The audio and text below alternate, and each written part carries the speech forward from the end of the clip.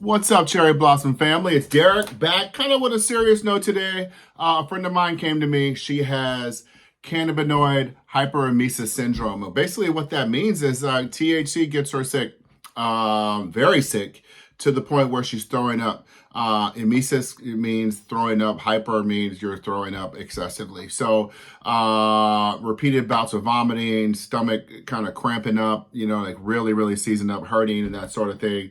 And there's really no getting rid of it. The only way to get rid of it is to stop using cannabinoids. And what we're going to try to find out, and I know it's THC related. So if you're just using CBD products, it doesn't really trigger in the same way. It's really the THC.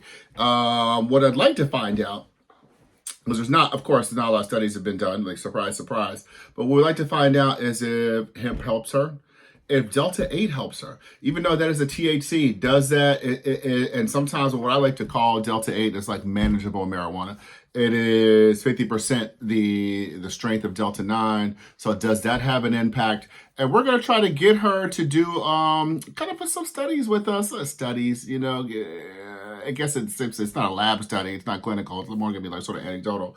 But to see if this really helps. And if this does, if she can use like hemp or any other like low cannabinoid products and still get her cannabinoid relief. After all, that is what we do here at Cherry Blossom. We offer alternatives to marijuana, and people can get marijuana-like relief without necessarily the high or the weight of the THC.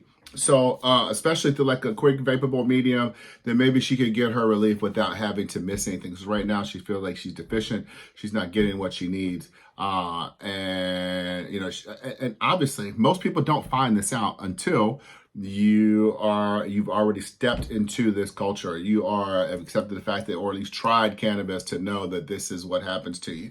So she is of the culture. She'd like to remain in the culture, and we try to find some ways to keep her there. So I thought that was pretty interesting. If anyone else is having struggles with cannabinoid hyperemesis syndrome, you may want to use like an antiemetic during the times that you're flaring up. If it is happening, but like the best way is just to stop using cannabis or THC products for a while, and kind of see sort of what happens. So again, if anyone has any of these problems, any of these issues, sometimes if you think that you may, go see a doctor. It's very rare, and I don't know there's much out there to treat it, but if you do have cannabinoid hyperemesis syndrome, text us, put some notes in the comments, let us know like what your experience has been, and hopefully we can share this with someone else. That's all for today. Like, subscribe, share, and comment. Thank you. See you tomorrow.